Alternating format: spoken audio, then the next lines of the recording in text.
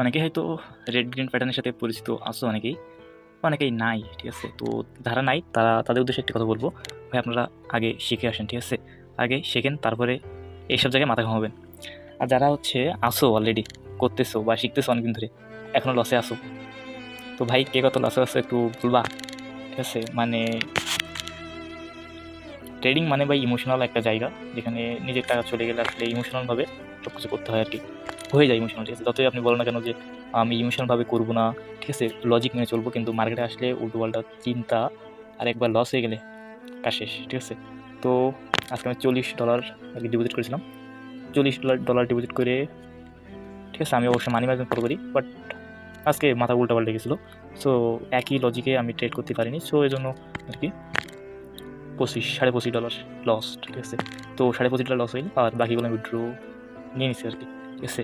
না এরিয়া থাকলে ওই গোটাও লস করতাম। $14, $14.5 মতো আমি উইথড্র দিছি। সো ভাই হচ্ছে বলবো যে ভাই আসার আগে অন্তত শিখে এসো, না কিন্তু মার্কেট তোমাকে খেয়ে দেবে, এটা শিওর, ঠিক আছে? আর ওডিসি মার্কেট বলে কথা, খেয়ে তো অবশ্যই দিবে, এরা নেওয়ার জন্য বসে আছে, দেওয়ার জন্য না। সো হচ্ছে ট্রেডিং হচ্ছে একটা কেরিয়ার, ঠিক আছে? যেখানে কেরিয়ার সেট হয়। সো ভাই ট্রেডিং টাকা মানে মেকিং করার জায়গা না, টাকা হচ্ছে গ্রো করার জায়গা। সো সেই জায়গা থেকে বলবো অবশ্যই স্টপ লস রাখতে হবে, আর এমন কোনো টাকা ইনভেস্ট ট্রেডিং করা যাবে যেগুলো মানে হচ্ছে লস হইলে আর কি ক্ষতি সম্পূর্ণ হতে হয়, ঠিক আছে? তো আমার হচ্ছে $40 ডিপোজিট ছিল, 25.63 লস। তো সমস্যা নেই, বাংলা টাকা অলমোস্ট 32-33 মতন অলমোস্ট বাংলা টাকা লস, কিছু ইমোশনালের জন্য আর কি। আমার অবশ্যই নির্দিষ্ট একটা স্ট্র্যাটেজি আছে, বাট আমি সেগুলো মাথায় কাজ করতেছিল না। যখন লস খেয়েছিলাম তখন মনে হলো যে মানে মার্কেট থেকে দ্রুত রিকভারি করে বাইরে হয়ে যাবো। তো সে পর্যায়ে আর কি ভাই, যারা ট্রেড করো সবার কাছে শুনে দেখবা, ঠিক আছে? বা যারা করো না ভাই তাদের অনুরোধ করবো, তার সে দরকার নাই। কারণ ভাই হয়তো হচ্ছে আমার সমস্যা নেই ভাই, $25 গেছে, বাট সো সমস্যা নেই, আমার প্যারা নেই এতে।